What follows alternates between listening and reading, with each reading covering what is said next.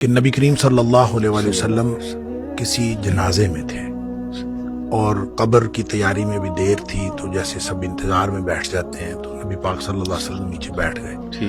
آپ کے ہاتھ میں ایک چھڑی تھی اور آپ زمین میں جیسے آدمی کچھ سوچ رہا ہوتا ہے تو ساتھ ساتھ ایسے تو پھر آپ نے اس موقع پر ایک بات ارشاد فرمائی. پھر آپ نے دونوں کیفیتوں کو الگ الگ بتایا. آپ نے فرمایا جب مومن کی روح نکلتی ہے تو فرشتے آتے ہیں، ملک الموت جنت سے کفن لے کے آتے ہیں، اور وہ جیسے میں نے پہلے بھی عرض کیا کہ وہ آ کے فرشتے سارے اپنی اپنی ڈیوٹیاں لگ جاتی ہیں، اور پھر وہ اس کے کان میں آ کے کہتا ہے ایتھا النفس الطیبہ، اے پاکیزہ روح نکلو، اخرجی الی مغفرت من اللہ ورضوان، سبحان اللہ کی مغفرت اور اللہ کی خوشنودی کی طرف نکلو. تو پھر وہ تو فوراً نکلتی ہے نا، مطلب اس کا مطلب وہ تو خوش ہوتی ہے، وہ تو نکلنے کے لیے پھر دیر ہی نہیں لگتی. اور وہ جیسے پانی کی مشک بھری ہوئی ہے تو بند کھول دیا جائے، تخرج تسیل کما تخرج القطرۃ من فی السقا، وہ نکل جاتی. تو دوسرا جو ہے جب وہ مومن کے علاوہ کافر اور منافق کی موت کے لیے جب فرشتے آتے ہیں تو نبی کریم صلی اللہ علیہ وسلم نے فرمایا وہ جہنم سے بدبودار کفن لے کے آتے ہیں. اب اس طرح ڈیوٹیاں لگ جاتی ہیں، سب بیٹھ جاتے ہیں، تو وہ جو ملک الموت ہے وہ اس کے کان میں آ کے کہتا ہے ایتھا النفس الخبیثہ، اے ناپاک روح نکلو، اخرجی باہر نکلو، الی سخط من اللہ وغضب، اللہ کی ناراضگی اور اللہ کے غضب کی طرف نکلو. اللہ کی ناراضگی اور اللہ کا غضب تیرا انتظار کر رہا ہے. آپ اندازہ کریں جس کو یہ کہا جائے اور ادھر دنیا میں پڑے ہوئے اس کو یہ خبر مل جائے کہ اللہ کی ناراضگی اور اللہ کا غصہ میرا انتظار کر رہا ہے، تو وہ کیوں نکلے گی؟ پھر نبی پاک صلی اللہ علیہ وسلم فرمایا فتفرق فی جسدہ، وہ پھر جسم کے اندر چھپتی پھرتی ہے، کبھی ادھر جاتی کبھی ادھر. اس کا مطلب ہے ایک اینٹیٹی ہے نا، بالکل روح ایک چیز ہے، اس کی بھی ایک پوری سمجھ ہے. ہاں جی، وہ بھاگتی پھرتی ہے. فتفرق فی جسدہ، جسم کے اندر بھاگتی پھرتی ہے، باہر نہیں نکلتی.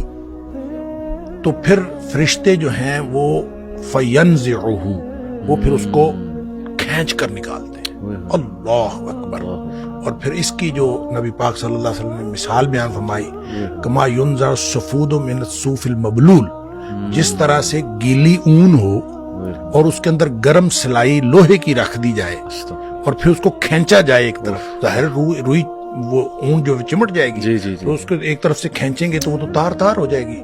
فرمایا اس طرح فرشتے جو ہے اس کی جان نکالتے ہیں. قرآن کہتا ہے والنازعات غرقا، ڈوب کر کھینچ لینے والے فرشتوں کی قسم، سبحان اللہ. والناشطات نشطا، اور بند کھول دینے والے فرشتوں کی قسم.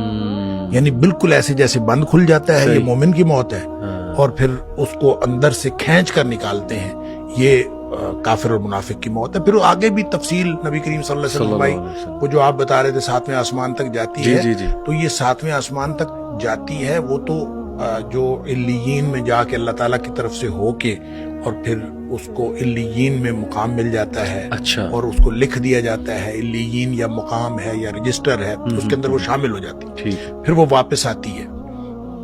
اسی طرح جب منافق کی اور کافر کی روح جاتی ہے تو اس کو بھی فرشتے پکڑ کے لے جاتے آسمان کی طرف ہی ہیں، لیکن آسمان کے دروازے ہی نہیں کھولے جاتے. اچھا، اس حدیث میں یہ بھی تفصیل ہے کہ ظاہر ہے جب مومن کی موت جنت کے خوشبودار کفن میں ڈالی جاتی ہے تو ہر طرف خوشبو پھیل جاتی ہے. صحیح. اور وہ فرشتہ جب لے کے جا رہا ہوتا ہے اس کی روح کو، سب پوچھتے ہیں کس کی روح ہے، کیونکہ خوشبو پھیلی ہوئی ہوتی ہے. اور ہر شخص اس کے لیے جو ہے نا وہ دعائیں کر رہا ہوتا ہے، اور ہر شخص خوشی اور مبارکباد کی صدائیں آ رہی ہوتی ہیں. دوسری طرف جب وہ کافر کی منافق کی موت وہ جب آتی ہے تو اس کی بدبودار کفن ہوتا ہے اور بدبو پھیل جاتی ہے سارے چار چفیرے ہر عالم. جب وہ ہر طرف بدبو پھیلتی ہے تو ہر کوئی جو ہے نا اس کے اوپر لعنت کر رہا ہوتا ہے. پھر وہ لے کے آسمانوں کو چڑھتا ہے، آسمان کے دروازے ہی نہیں کھولے جاتے. قرآن میں بھی آتا ہے کہ اس کے لیے آسمان کے دروازے نہیں کھولے جاتے. اچھا، اس پر پھر حدیث میں آتا ہے کہ وہ فرشتے پھر اس کو وہاں سے چھوڑ دیتے ہیں. اچھا، وہ پھر گرتی ہے نیچے، یعنی جو جہنم ہے وہ پستی کا استعارہ ہے. صحیح. اور جنت جو ہے وہ اونچائی کا اور بلندی کا. इल्लियीन जो है वो भी बुलंदी की बात है, सिज्जीन कोई बहुत पस्ती की बात है। जब फरिश्ते उसको लेके जाते हैं और आसमान के दरवाजे नहीं खुलते तो वो छोड़ दिया जाता है उसको, सही, और वो फिर गिरती है नीचे गहराइयों में, कहाँ जाती है अल्लाह को मालूम है। और लेकिन उसको कुरान ने भी कहा सिज्जीन, सही, और नबी करीम सल्लल्लाहु अलैहि वसल्लम वो सिज्जीन में चली जाती है, यानी सिज्जीन में उसका इंदराज हो जाता है कि ये सिज्जीन में, ठीक है। उसके बाद उसको कुछ देर के लिए वापस लाया जाता है, सही, और फिर वो कब्र के अंदर तदफीन जब होती है तो फिर उसके बाद वो जो सवालात हैं जो कब्र वाले हैं, फिर उसके बाद कब्र के अंदर मोमिन की जो के लिए तो हर तरफ खुल जाती है कब्र, ताहद्दे निगाह खोल दी जाती है। जैसे नबी करीम सल्लल्लाहु अलैहि वसल्लम कि कब्र जो है या तो ये जन्नत के बागीचों में से एक बागीचा है, और हुफरत मिन हुफरिन नार, या फिर जहन्नम के गढ़ों में से एक गड़ा है। तो वो फिर जिसके लिए मोमिन के लिए वो जन्नत का बागीचा बन जाता है, और उसके लिए, और फिर वो उस वक्त तक सोया रहता है जिस वक्त तक आखिरत कायम नहीं हो जाती। बिल्कुल।